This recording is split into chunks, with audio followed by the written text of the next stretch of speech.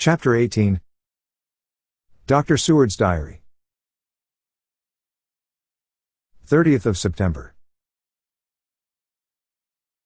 I got home at 5 o'clock, and found that Godalming and Morris had not only arrived, but had already studied the transcript of the various diaries and letters which Harker and his wonderful wife had made and arranged. Harker had not yet returned from his visit to the carrier's men, of whom Dr. Hennessy had written to me. Mrs. Harker gave us a cup of tea, and I can honestly say that, for the first time since I have lived in it, this old house seemed like home. When we had finished, Mrs. Harker said, "Dr. Seward, may I ask a favor? I want to see your patient, Mr. Renfield. Do let me see him. What you have said of him in your diary interests me so much." She looked so appealing and so pretty that I could not refuse her, and there was no possible reason why I should, so I took her with me. When I went into the room, I told the man that a lady would like to see him, to which he simply answered, "Why?" "She is going through the house, and wants to see everyone in it," I answered. "Oh, very well," he said, "let her come in, by all means, but just wait a minute till I tidy up the place." His method of tidying was peculiar. He simply swallowed all the flies and spiders in the boxes before I could stop him. It was quite evident that he feared, or was jealous of, some interference.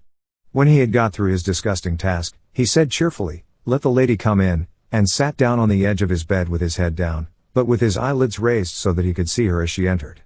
For a moment I thought that he might have some homicidal intent. I remembered how quiet he had been just before he attacked me in my own study, and I took care to stand where I could seize him at once if he attempted to make a spring at her. She came into the room with an easy gracefulness which would at once command the respect of any lunatic, for easiness is one of the qualities mad people most respect. She walked over to him, smiling pleasantly, and held out her hand. "Good evening, Mr. Renfield," said she. "You see, I know you, for Drive Seward has told me of you." He made no immediate reply, but eyed her all over intently with a set frown on his face. This look gave way to one of wonder, which merged in doubt. Then, to my intense astonishment, he said, "You're not the girl the doctor wanted to marry, are you? You can't be, you know, for she's dead." Mrs. Harker smiled sweetly as she replied, "Oh no. I have a husband of my own, to whom I was married before I ever saw Dr. Seward, or he me. I am Mrs. Harker." "Then what are you doing here?" "My husband and I are staying on a visit with Dr. Seward." "Then don't stay." "But why not?" I thought that this style of conversation might not be pleasant to Mrs. Harker, any more than it was to me, so I joined in. "How did you know I wanted to marry anyone?"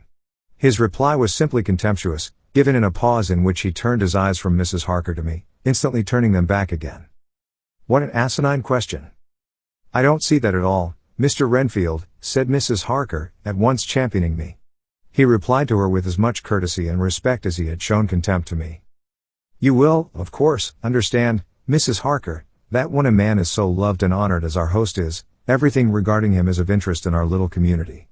Dr. Seward is loved not only by his household and his friends, but even by his patients, who, being some of them hardly in mental equilibrium, are apt to distort causes and effects. Since I myself have been an inmate of a lunatic asylum, I cannot but notice that the sophistic tendencies of some of its inmates lean towards the errors of non causa and ignoratio elenchi. I positively opened my eyes at this new development. Here was my own pet lunatic, the most pronounced of his type that I had ever met with, talking elemental philosophy, and with the manner of a polished gentleman. I wonder if it was Mrs. Harker's presence which had touched some chord in his memory. If this new phase was spontaneous, or in any way due to her unconscious influence, she must have some rare gift or power. We continued to talk for some time, and, seeing that he was seemingly quite reasonable, she ventured, looking at me questioningly as she began, to lead him to his favorite topic. I was again astonished, for he addressed himself to the question with the impartiality of the completest sanity. He even took himself as an example when he mentioned certain things.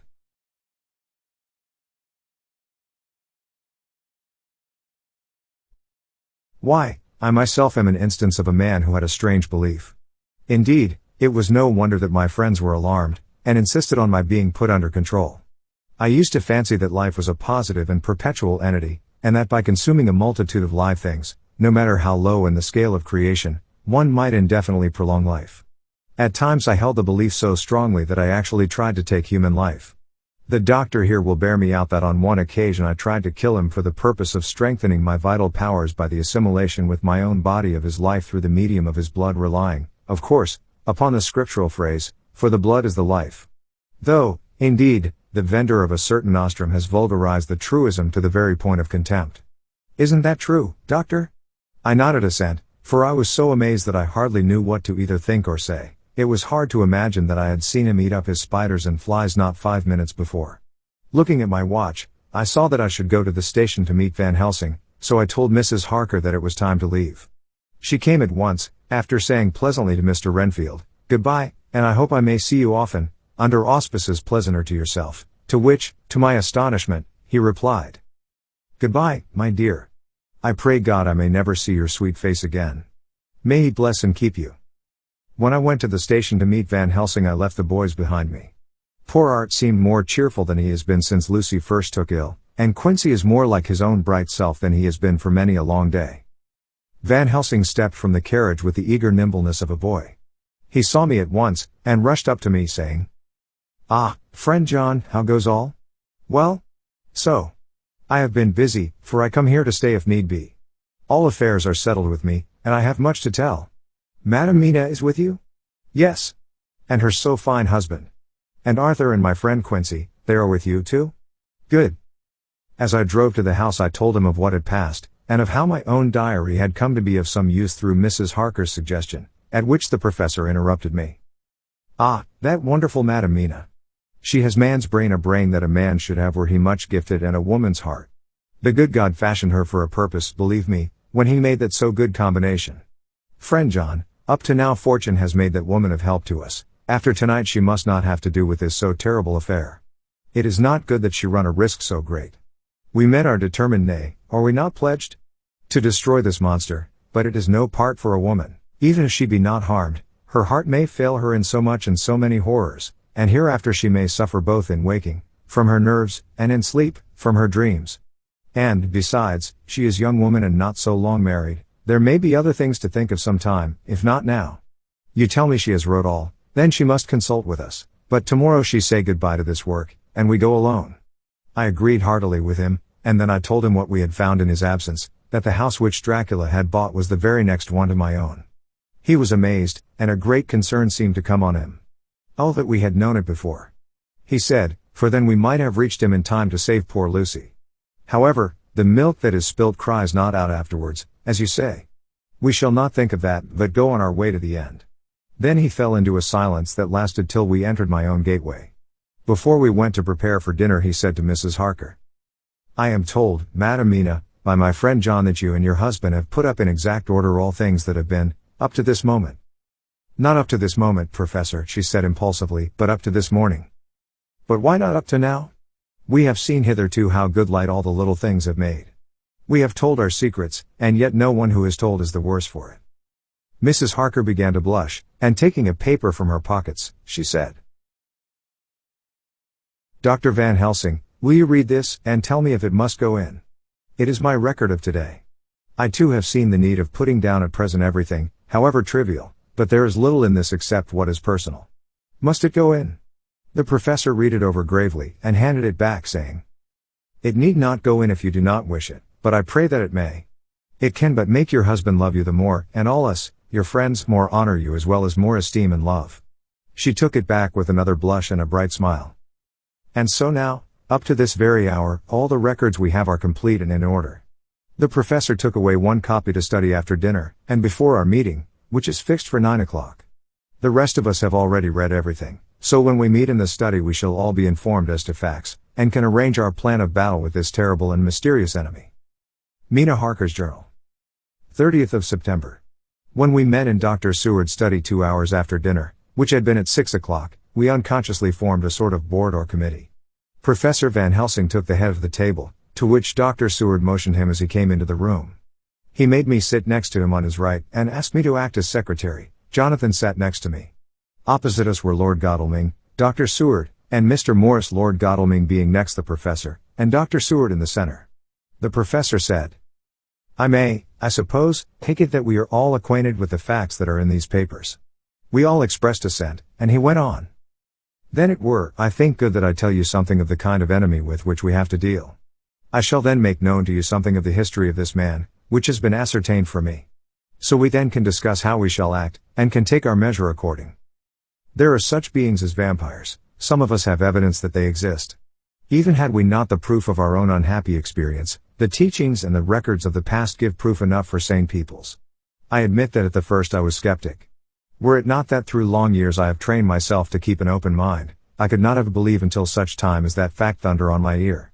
See. I prove. Alas! Had I known at the first what now I know, nay, had I even guessed at him one so precious life had been spared to many of us who did love her. But that is gone, and we must so work, that other poor souls perish not, whilst we can save. The Nosferatu do not die like the bee when he sting once. He is only stronger, and being stronger, have yet more power to work evil. This vampire which is amongst us is of himself so strong in person as 20 men, he is of cunning more than mortal, for his cunning be the growth of ages, he have still the aids of necromancy which is, as his etymology imply, the divination by the dead, and all the dead that he can come nigh to are for him at command, he is brute and more than brute. He is devil in callous, and the heart of him is not. He can, within limitations, appear at will when, and where, and in any of the forms that are to him. He can, within his range, direct the elements, the storm, the fog, the thunder. He can command all the meaner things, the rat, and the owl, and the bat, the moth, and the fox, and the wolf. He can grow and become small, and he can at times vanish and come unknown. How then are we to begin our strike to destroy him? How shall we find his where, and having found it, how can we destroy? My friends, this is much, it is a terrible task that we undertake, and there may be consequence to make the brave shudder. For if we fail in this our fight he must surely win, and then where end we? Life is nothing's, I heed him not. But to fail here, is not mere life or death. It is that we become as him, that we henceforward become foul things of the night like him without heart or conscience, preying on the bodies and the souls of those we love best. To us forever are the gates of heaven shut, for who shall open them to us again? We go on for all time abhorred by all, a blot on the face of God's sunshine, an arrow in the side of him who died for man.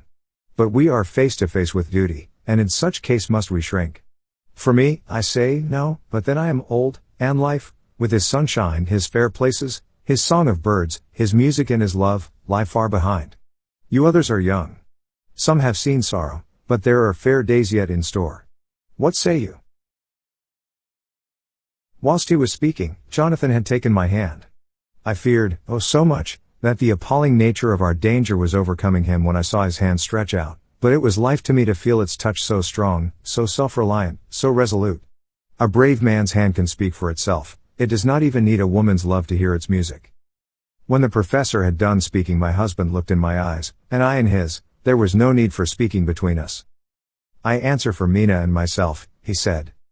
Count me in, Professor, said Mr. Quincy Morris, laconically as usual. I am with you, said Lord Godalming, for Lucy's sake, if for no other reason. Dr. Seward simply nodded. The professor stood up and, after laying his golden crucifix on the table, held out his hand on either side. I took his right hand, and Lord Godalming his left. Jonathan held my right with his left and stretched across to Mr. Morris. So as we all took hands our solemn compact was made. I felt my heart icy cold, but it did not even occur to me to draw back. We resumed our places, and Dr. Van Helsing went on with a sort of cheerfulness which showed that the serious work had begun. It was to be taken as gravely, and in as businesslike a way, as any other transaction of life.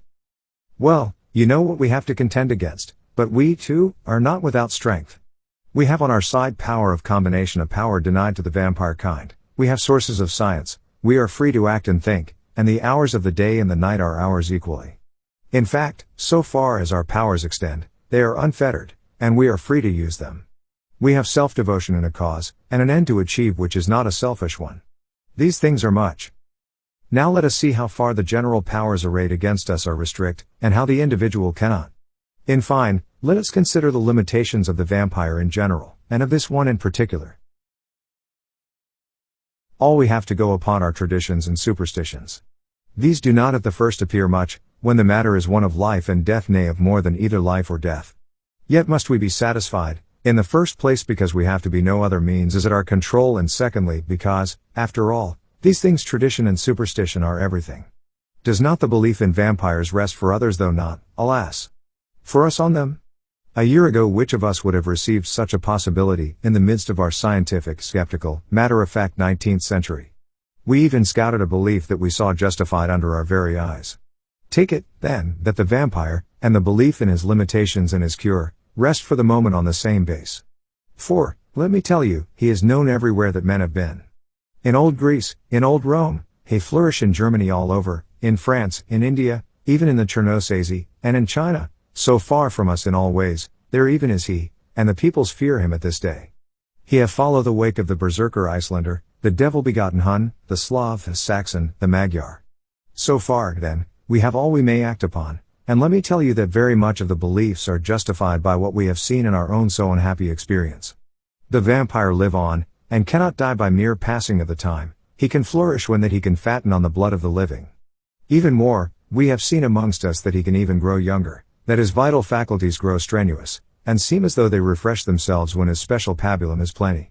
But he cannot flourish without this diet, he, not as others.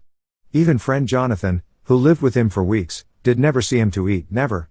He throws no shadow, he make in the mirror no reflect, as again Jonathan observe. He has the strength of many of his hand witness again Jonathan when he shut the door against the wolves, and when he help him from the diligence too. He can transform himself to wolf, as we gather from the ship arrival in Whitby, when he tear open the dog, he can be as bat, as Madam Mina saw him on the window at Whitby, and as friend John saw him fly from this so near house, and as my friend Quincy saw him at the window of Miss Lucy. He can come in mist which he create that noble ship's captain proved him of this, but, from what we know, the distance he can make this mist is limited, and it can only be round himself. He come on moonlight rays as elemental dust as again Jonathan saw those sisters in the castle of Dracula. He becomes so small we ourselves saw Miss Lucy, ere she was at peace, slip through a hairbreadth space at the tomb door. He can, when once he find his way, come out from anything or into anything, no matter how close it be bound or even fused up with fire solder you call it. He can see in the dark no small power this, in a world which is one half shut from the light. Ah, but hear me through. He can do all these things, yet he is not free. Nay, he is even more prisoner than the slave of the galley, than the madman in his cell. He cannot go where he lists, he who is not of nature has yet to obey some of nature's laws why we know not.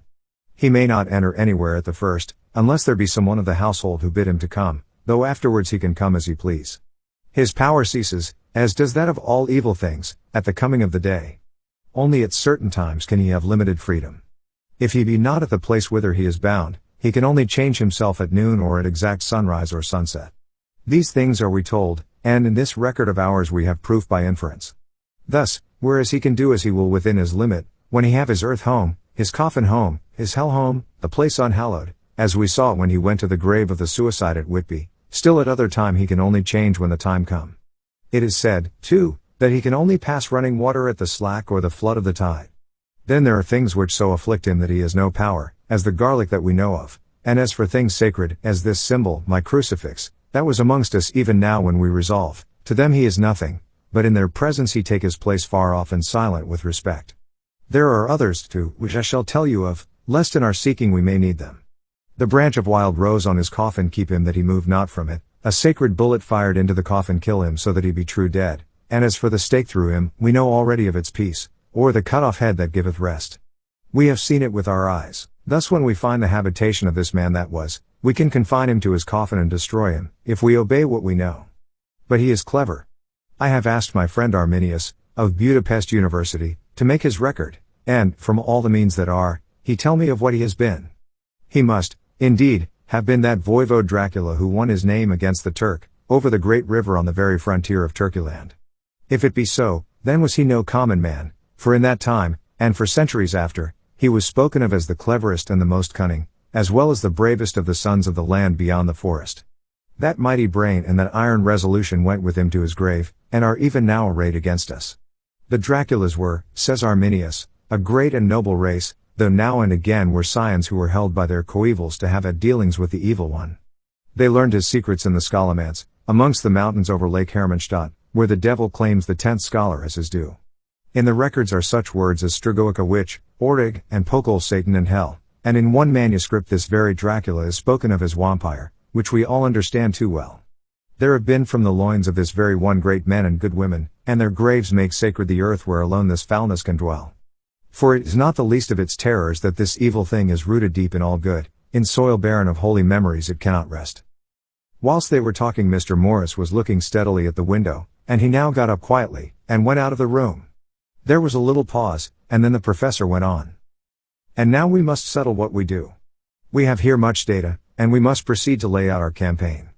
We know from the inquiry of Jonathan that from the castle to Whitby came 50 boxes of earth, all of which were delivered at Carfax. We also know that at least some of these boxes have been removed. It seems to me that our first step should be to ascertain whether all the rest remain in the house beyond that wall where we look today, or whether any more have been removed. If the latter, we must trace. Here we were interrupted in a very startling way. Outside the house came the sound of a pistol shot. The glass of the window was shattered with a bullet, which, ricocheting from the top of the embrasure, struck the far wall of the room. I am afraid I am at heart a coward, for I shrieked out. The men all jumped to their feet. Lord Godalming flew over to the window and threw up the sash. As he did so we heard Mr. Morris's voice without. Sorry. I fear I have alarmed you. I shall come in and tell you about it. A minute later he came in and said.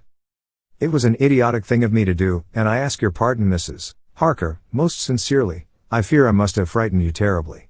But the fact is that whilst the professor was talking there came a big bat and sat on the windowsill. I have got such a horror of the damned brutes from recent events that I cannot stand them, and I went out to have a shot, as I have been doing of late of evenings, whenever I have seen one. You used to laugh at me for it then, Art. Did you hit it? Asked Dr. Van Helsing. I don't know, I fancy not, for it flew away into the wood. Without saying any more he took his seat, and the professor began to resume his statement. We must trace each of these boxes, and when we are ready, we must either capture or kill this monster in his lair, or we must, so to speak, sterilize the earth, so that no more he can seek safety in it. Thus in the end we may find him in his form of man between the hours of noon and sunset, and so engage with him when he is at his most weak. And now for you, Madam Mina, this night is the end until all be well. You are too precious to us to have such risk. When we part tonight, you no more must question. We shall tell you all in good time.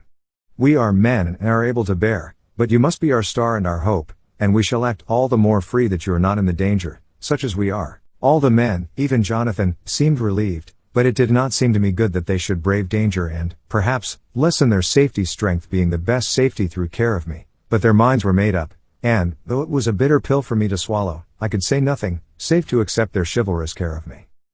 Mr. Morris resumed the discussion. As there is no time to lose, I vote we have a look at his house right now. Time is everything with him, and swift action on our part may save another victim. I own that my heart began to fail me when the time for action came so close, but I did not say anything, for I had a greater fear that if I appeared as a drag or a hindrance to their work, they might even leave me out of their counsels altogether. They have now gone off to Carfax, with means to get into the house. Manlike, they had told me to go to bed and sleep, as if a woman can sleep when those she loves are in danger. I shall lie down and pretend to sleep, lest Jonathan have added anxiety about me when he returns. Dr. Seward's Diary. 1st of October, 4 a.m. Just as we were about to leave the house, an urgent message was brought to me from Renfield to know if I would see him at once, as he had something of the utmost importance to say to me. I told the messenger to say that I would attend to his wishes in the morning. I was busy just at the moment. The attendant added. He seems very importunate, sir. I have never seen him so eager. I don't know but what, if you don't see him soon, he will have one of his violent fits. I knew the man would not have said this without some cause, so I said, all right, I'll go now, and I asked the others to wait a few minutes for me, as I had to go and see my patient. Take me with you, friend John, said the professor. His case in your diary interests me much, and it had bearing, too, now and again on our case. I should much like to see him, and especially when his mind is disturbed. May I come also? Asked Lord Godalming. Me too? Said Quincy Morris. May I come? Said Harker. I nodded, and we all went down the passage together. We found him in a state of considerable excitement, but far more rational in his speech and manner than I had ever seen him. There was an unusual understanding of himself, which was unlike anything I had ever met with in a lunatic, and he took it for granted that his reasons would prevail with others entirely sane. We all four went into the room, but none of the others at first said anything. His request was that I would at once release him from the asylum and send him home. This he backed up with arguments regarding his complete recovery, and adduced his own existing sanity. I appeal to your friends, he said, they will, perhaps, not mind sitting in judgment on my case. By the way, you have not introduced me. I was so much astonished, that the oddness of introducing a madman in an asylum did not strike me at the moment, and, besides, there was a certain dignity in the man's manner, so much of the habit of equality, that I at once made the introduction. Lord Godalming, Professor Van Helsing, Mr. Quincy Morris, of Texas, Mr. Renfield. He shook hands with each of them, saying in turn, "Lord Godalming, I had the honor of seconding your father at the Wyndham. I grieve to know, by your holding the title, that he is no more. He was a man loved and honored by all who knew him, and in his youth was, I have heard, the inventor of a burnt rum punch, much patronized on Derby night. Mr. Morris, you should be proud of your great state. Its reception into the Union was a precedent which may have far-reaching effects hereafter, when the pole and the tropics may hold alliance to the stars and stripes.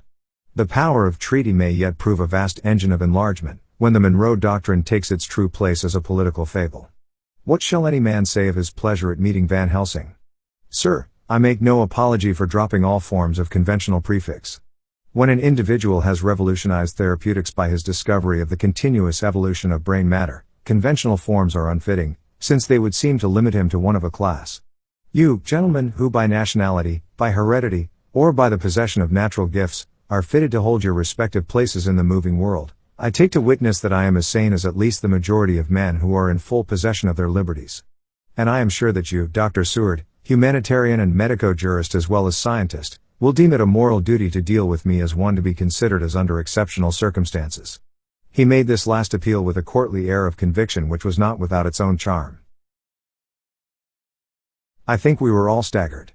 For my own part, I was under the conviction, despite my knowledge of the man's character and history, that his reason had been restored, and I felt under a strong impulse to tell him that I was satisfied as to his sanity, and would see about the necessary formalities for his release in the morning. I thought it better to wait, however, before making so grave a statement, for of old I knew the sudden changes to which this particular patient was liable. So I contented myself with making a general statement that he appeared to be improving very rapidly, that I would have a longer chat with him in the morning, and would then see what I could do in the direction of meeting his wishes. This did not at all satisfy him, for he said quickly, "But I fear, Dr. Seward, that you hardly apprehend my wish. I desire to go at once here now this very hour this very moment, if I may. Time presses, and in our implied agreement with the old sideman it is of the essence of the contract. I am sure it is only necessary to put before so admirable a practitioner as Dr. Seward so simple, yet so momentous a wish, to ensure its fulfillment." He looked at me keenly, and seeing the negative in my face, turned to the others, and scrutinized them closely. Not meeting any sufficient response, he went on. "Is it possible that I have erred in my supposition?" "You have," I said frankly, but at the same time, as I felt, brutally. There was a considerable pause, and then he said slowly, "Then I suppose I must only shift my ground of request. Let me ask for this concession, boon, privilege, what you will. I am content to implore in such a case, not on personal grounds, but for the sake of others. I am not at liberty to give you the whole of my reasons, but you may, I assure you, take it from me that they are good ones, sound and unselfish, and spring from the highest sense of duty. Could you look, sir, into my heart, you would approve to the full the sentiments which animate me. Nay, more, you would count me amongst the best and truest of your friends." Again he looked at us all keenly. I had a growing conviction that this sudden change of his entire intellectual method was but yet another form or phase of his madness, and so determined to let him go on a little longer, knowing from experience that he would, like all lunatics, give himself away in the end. Van Helsing was gazing at him with a look of utmost intensity, his bushy eyebrows almost meeting with the fixed concentration of his look. He said to Renfield in a tone which did not surprise me at the time, but only when I thought of it afterwards, for it was as of one addressing an equal. "Can you not tell frankly your real reason for wishing to be free tonight? I will undertake that if you will satisfy even me, a stranger, without prejudice, and with the habit of keeping an open mind drive, Seward will give you, at his own risk and on his own responsibility, the privilege you seek." He shook his head sadly, and with a look of poignant regret on his face.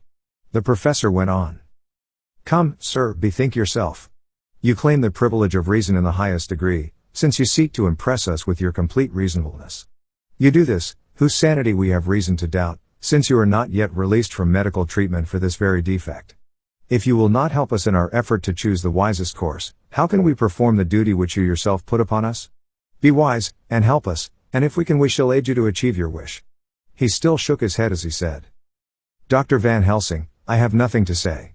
Your argument is complete, and if I were free to speak I should not hesitate a moment, but I am not my own master in the matter. I can only ask you to trust me. If I am refused, the responsibility does not rest with me." I thought it was now time to end the scene, which was becoming too comically grave, so I went towards the door, simply saying, "Come, friends, we have work to do. Good night." As, however, I got near the door, a new change came over the patient. He moved towards me so quickly that for the moment I feared that he was about to make another homicidal attack. My fears, however, were groundless, for he held up his two hands imploringly, and made his petition in a moving manner. As he saw that the very excess of his emotion was militating against him, by restoring us more to our old relations, he became still more demonstrative. I glanced at Van Helsing, and saw my conviction reflected in his eyes, so I became a little more fixed in my manner, if not more stern, and motioned to him that his efforts were unavailing. I had previously seen something of the same constantly growing excitement in him when he had to make some request of which at the time he had thought much, such, for instance, as when he wanted a cat, and I was prepared to see the collapse into the same sullen acquiescence on this occasion. My expectation was not realized, for, when he found that his appeal would not be successful, he got into quite a frantic condition. He threw himself on his knees, and held up his hands, wringing them in plaintive supplication, and poured forth a torrent of entreaty, with the tears rolling down his cheeks, and his whole face and form expressive of the deepest emotion. "Let me entreat you, Dr. Seward, oh, let me implore you, to let me out of this house at once. Send me away how you will and where you will, send keepers with me with whips and chains, let them take me in a strait waistcoat, manacled and leg-ironed, even to a jail, but let me go out of this. You don't know what you do by keeping me here. I am speaking from the depths of my heart, of my very soul. You don't know whom you wrong, or how, and I may not tell. Woe is me! I may not tell. By all you hold sacred, by all you hold dear, by your love that is lost, by your hope that lives for the sake of the Almighty, take me out of this and save my soul from guilt. Can't you hear me, man? Can't you understand? Will you never learn? Don't you know that I am sane and earnest now, that I am no lunatic in a mad fit, but a sane man fighting for his soul? Oh, hear me. Hear me. Let me go. Let me go. Let me go." I thought that the longer this went on the wilder he would get, and so would bring on a fit, so I took him by the hand and raised him up. "Come," I said sternly, "no more of this, we have had quite enough already. Get to your bed and try to behave more discreetly." He suddenly stopped and looked at me intently for several moments. Then, without a word, he rose and moving over, sat down on the side of the bed. The collapse had come, as on former occasion, just as I had expected. When I was leaving the room, last of our party, he said to me in a quiet, well-bred voice, "You will, I trust, drive, Seward, do me the justice to bear in mind, later on, that I did what I could to convince you tonight.